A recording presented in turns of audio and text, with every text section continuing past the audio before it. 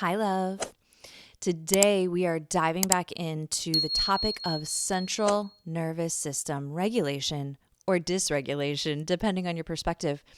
Now, we spoke about this a few weeks back and also got into it on my Instagram stories, if you saw that. And it really is becoming a growing conversation in the mental health space, which is so exciting because I've long known and understood that central nervous system health is really at the root of good mental health and physical health. Really, you can't, one or the other is not better or worse. So, without good central nervous system health, it's really hard to recover from depression, anxiety, trauma, you name it. And in the body, without good central nervous system health, it's hard to recover from a lack of healthy digestion or hormone balance or arthritis or you name chronic pain, right? That like overall health and well-being depends on the foundation of a central nervous system that is healthy and regulated. And so I know what you're thinking, love. You're like, okay, Dawn, this is getting ridiculous. So now I have to heal my gut and heal my trauma and heal my central nervous system. Yeah. But what I want you to know is that everything we're going to talk about today makes it easier to heal your gut, makes it easier to heal the trauma, makes it easier to get good sleep, makes it right. It's like if you understand how your central nervous system functions and how to communicate well with your central nervous system, then it's like, oh, okay, well, let's start there, right? So if you kind of look at the foundation of all of this healing work as this is one of those foundational pieces, then it's easier to kind of move from the ground up rather than always trying to kind of handle things from the top down, if that makes sense. So let's start with what is your central nervous system? It is your brain and your spine, your spinal column, right? So within your spine, with your spinal cord, which taps into your brain, it's that communication pathway between your brain and your spine. And so then from there, you have nerve bundles that go out and communicate with the rest of your body to each of your organ systems. But your central nervous system is the main information processing hub in your mind body. And so because the mind body, this CNS, if you will, is regulating all the other functions in the body, then it stands to reason if the CNS is not functioning optimally, then it's hard for all the other organ systems to function optimally. So your CNS, you will know that it's regulated when it's kind of humming along. You're humming along with life, and things come at you, data points come at you, you have life experiences, and you take them in stride. And you're like, oh, okay, that was hard, but I got right through it, right? That was intense, but I got right through it. Now, you are coming through a season where you are not taking things in stride so much. And if you're anything like me, my entire life was a season of not taking things in stride, right? It's like I was born into a dysregulated environment, which led to an immediately dysregulated central nervous system. I was born colicky, right? So already from the start, born with chronic pain, and just kind of understanding that the family system that I was born into, there was a lot going on, and there was a lot that was constantly bombarding my CNS. So maybe for you, it's just been a season. Maybe you relate to there being a lifetime of dysregulation. But when you have a dysregulated nervous system, you'll know it because there feels like there's a lot of noise in your body or noise in your mind or noise in your emotional space. So by noise in the body, I mean chronic tension, constriction in your chest, difficulty breathing, literal chronic pain, chronic digestion, chronic issues regulating your hormones, your blood sugar, your blood pressure, right? All of these functions that if they're not consistent, it's probably because there's a breakdown at the foundation of your central nervous system regulation. When there's a lot of noise in the mind, it's overthinking. It's literal buzzing. Like, I don't necessarily mean to sound, but when you just kind of at the end of the day feel overstimulated and vibrating, that, right? Feeling kind of chronically overstimulated. Emotionally, noticing that you maybe toggle between being really flooded with emotions or feeling kind of numb. And having maybe an inconsistent response. Maybe one moment that thing doesn't bother you, but the next moment, all of a sudden, you're like flying off the handle. We talk a lot about, I think in the world of motherhood, we talk a lot about central nervous system dysregulation, but we don't realize that's what we're talking about. When we talk about angry mom who just all of a sudden flies off the handle and yells, mamas, that is central nervous system dysregulation happening. And when we know how to work differently with our central nervous systems is when we really have the ability to get ahead of those flying off the handle moments with our kids so that we can kind of interrupt that pattern or habit, right? Because then it just triggers shame and then you have the emotional flooding and now all the things, right? So central nervous system dysregulation, if left unchecked, is a system that chronically feeds itself more and more and more dysregulation. Versus if you can get in there and you can interrupt some of these habits and you start to really feel what peace feels like. When you say that you crave peace, that's what you're telling me you're craving is central nervous system regulation. So we're always talking about our CNS. We just don't know from a scientific perspective what it is we're talking about.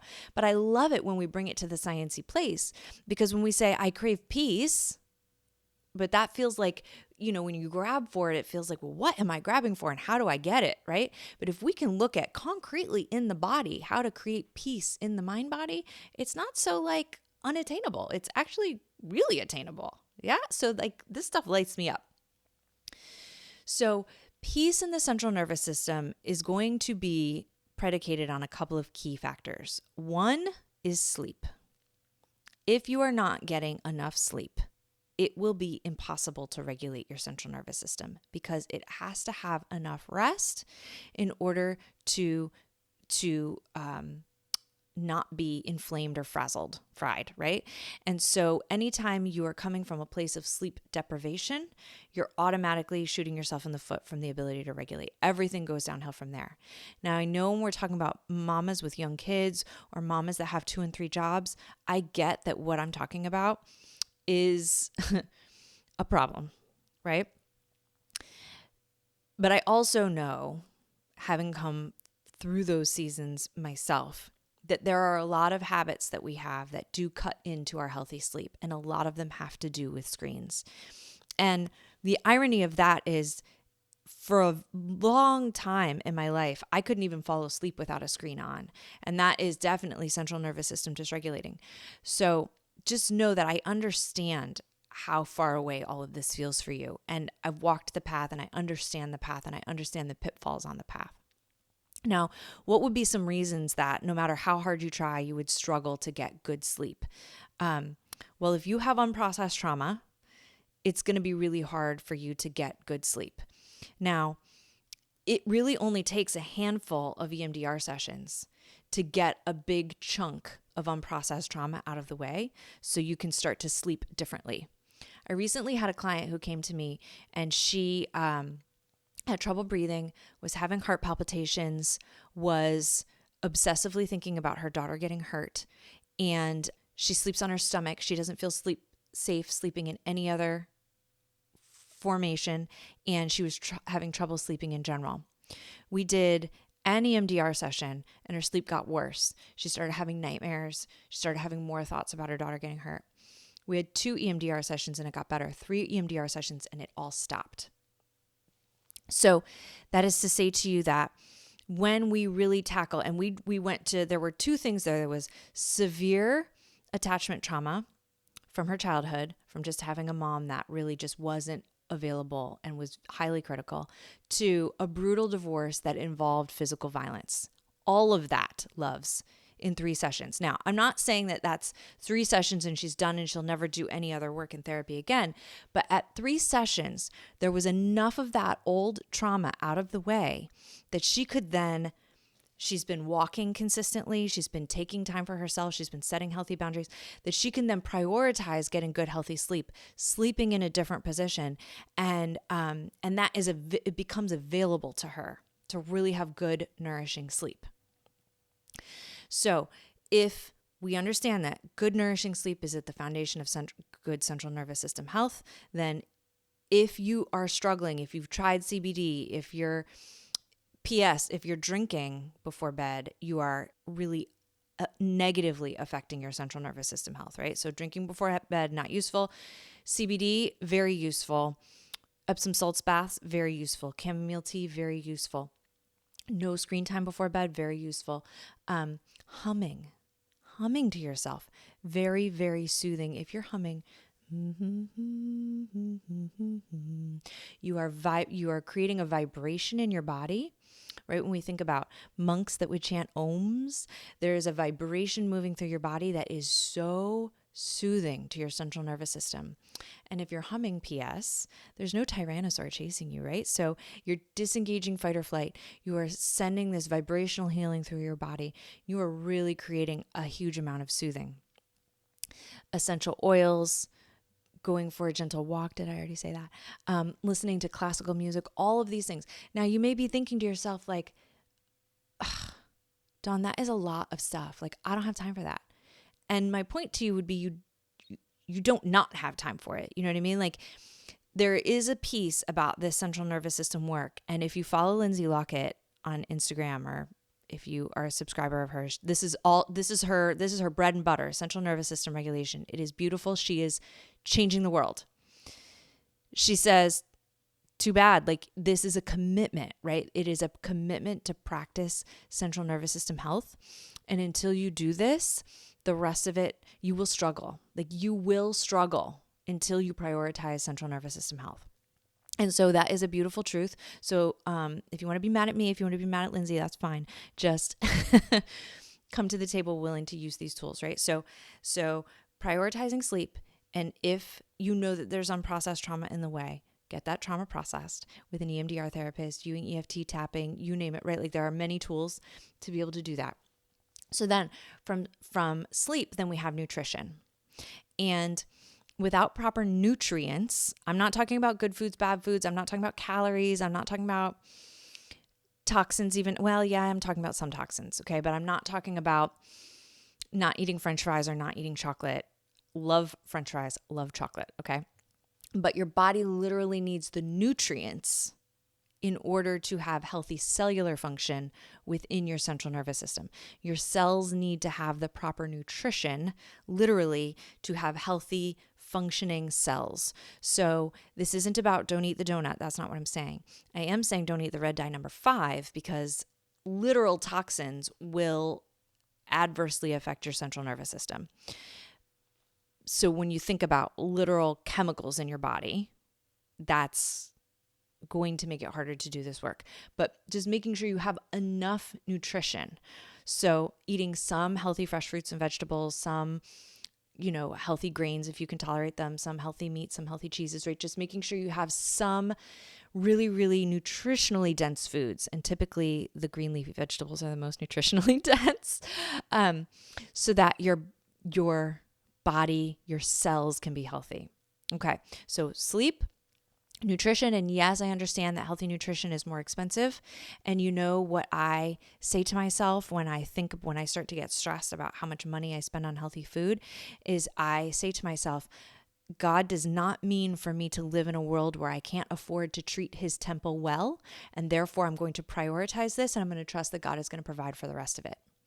And that is really the approach that I take, whether it comes to investing in my sleep, investing in my food, investing in the chiropractor, the therapist, the coach, you name it. I really believe that God does not, whomever your God is for you, right? God does not intend for you to move through this process without the proper support. And so I believe that I am walking in faith when I say, okay, I'm going to do the hard things and prioritizing these funds for this, and that God is going to bless me in those spaces. So sleep, nutrition, and then we have really starting to get into the nitty-gritty of understanding your central nervous system specifically. So let's talk about touch. For some of us, touch is going to be a very important part of regulating our central nervous system. Having those squishy hugs, having a massage, having,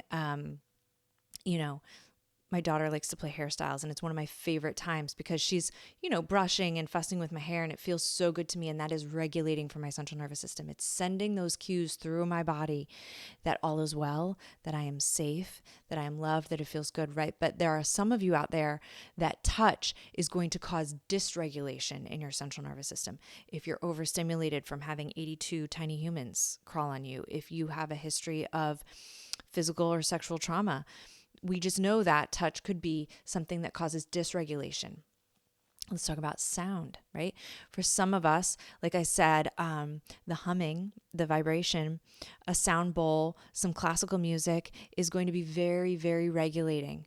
For some people, sound is going to be dysregulating. There are tools like sensory deprivation chambers, like float tanks. Have you ever seen any of those float therapy tanks? They're wonderful for central nervous system regulation because the central nervous system needs white space in order to find peace, right? And to say, oh, I know what peace is. Okay. Coloring. Coloring can be very regulating, but for some people, it might feel frustrating. Things like CBD are very regulating. Things like stretching. Stretching is very, very, very good. But if you push past your point of comfort when you're stretching, if you get into pain, now you're causing pain is dysregulating to the central nervous system. So body movement in general, like dance, walking, and taking a great barre Pilates class or a yoga class, these are all amazing things that are helping create strong foundations for central nervous system health. When I'm lifting heavy, that's questionable about whether or not it's good for my central nervous system. If I give my body enough time between sets to recover, then it's fine. If I start to do heavy lifting and I get nauseous, now I know I've pushed my central nervous system too far in a training session.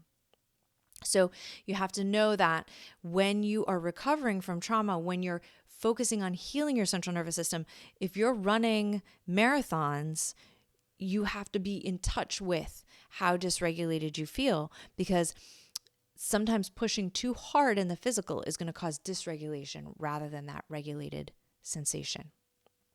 Pain.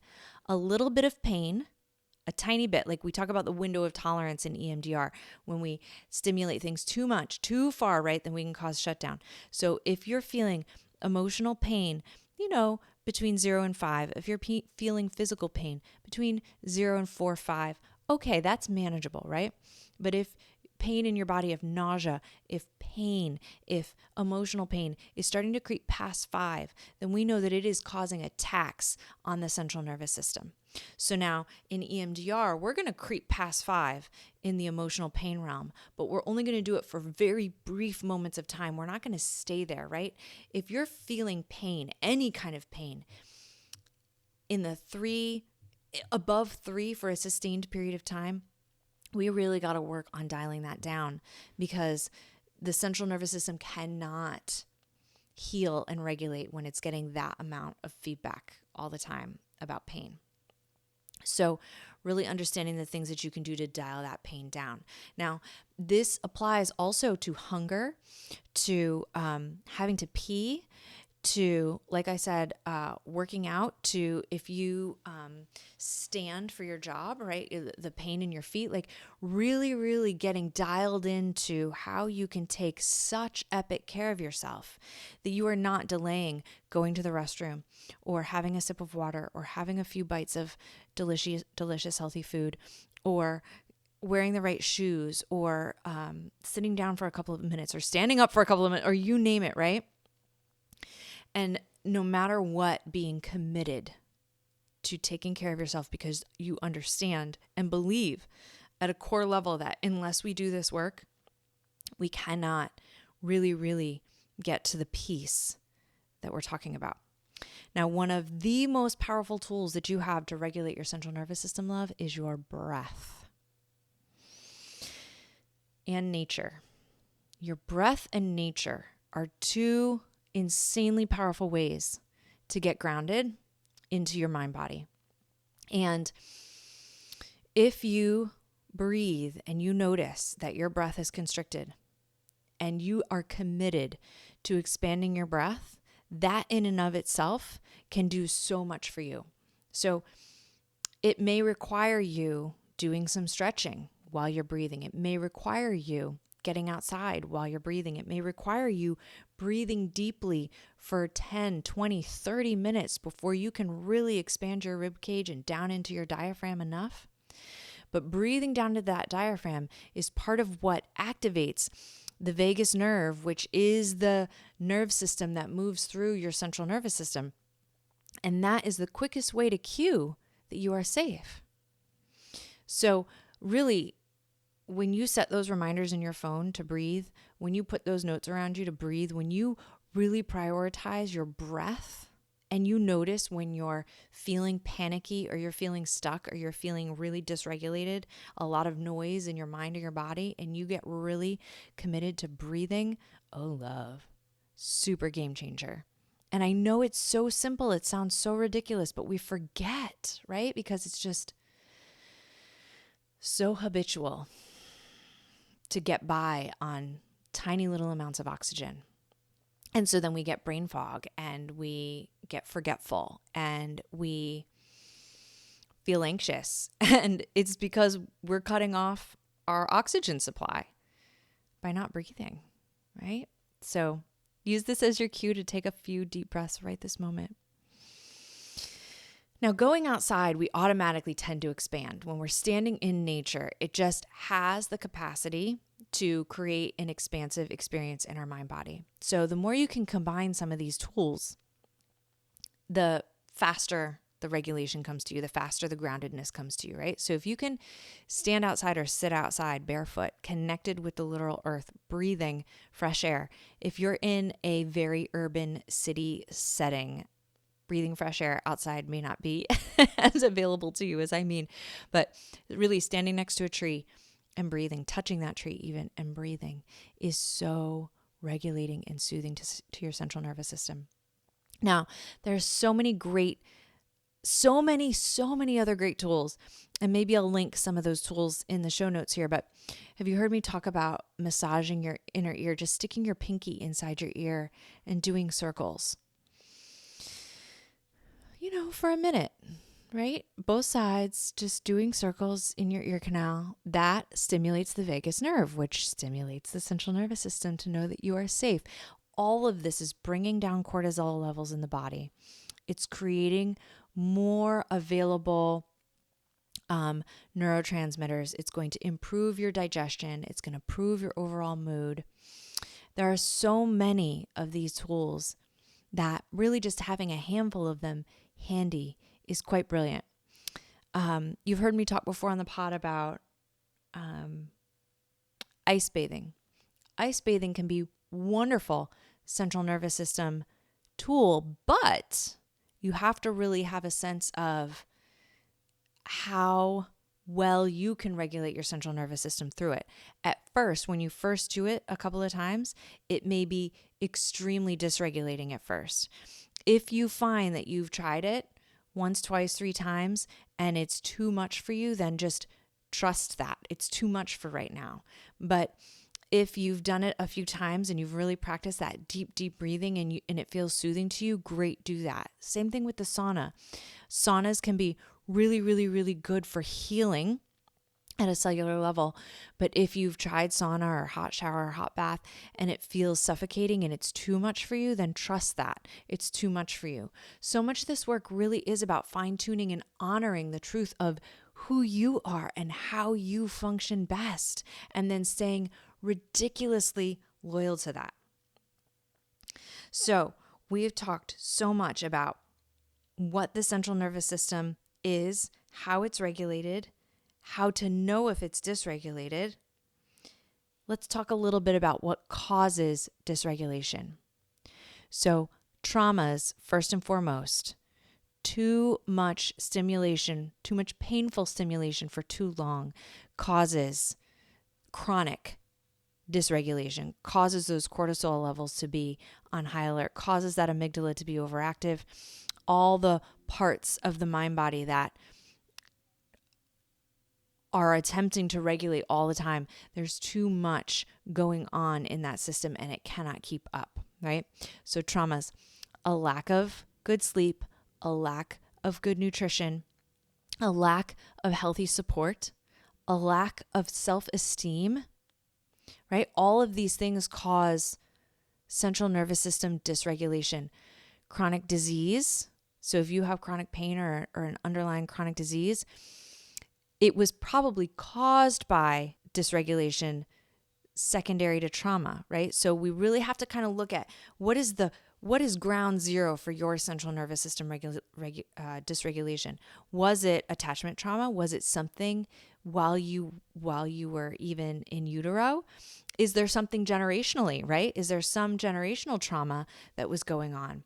Did your parents get divorced and that season of your life caused a huge amount of dysregulation that maybe you never recovered from? And then you learned to regulate yourself through having a relationship, but then, that relationship ended and boom, now all of a sudden, all of your original dysregulation is like just on fire on the surface. So there's so many things that can cause central nervous system dysregulation that if we don't learn how to regulate early on, that then it just piles on, right? And we have event after event after event after event that finally causes us to literally be fried.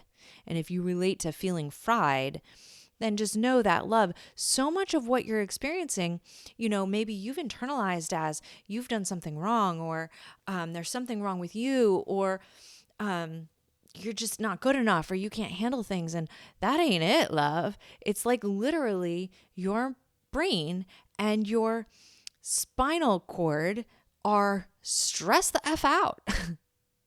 And that all feels like emotional pain, mental stress, and physical tension.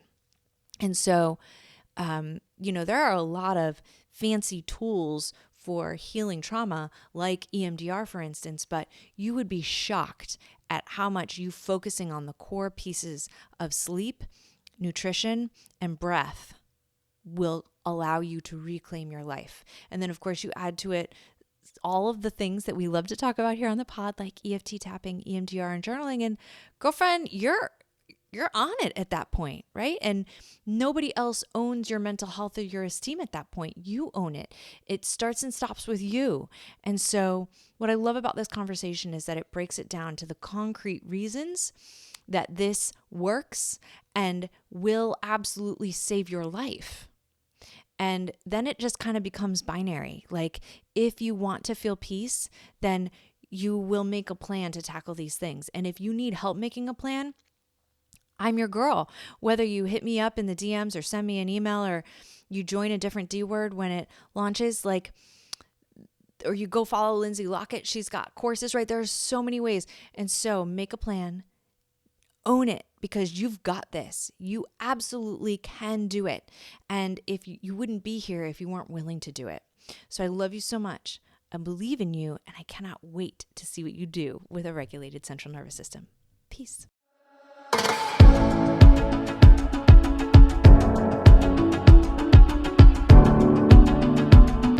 Dear Divorce Diary is a podcast by My Coach Dawn.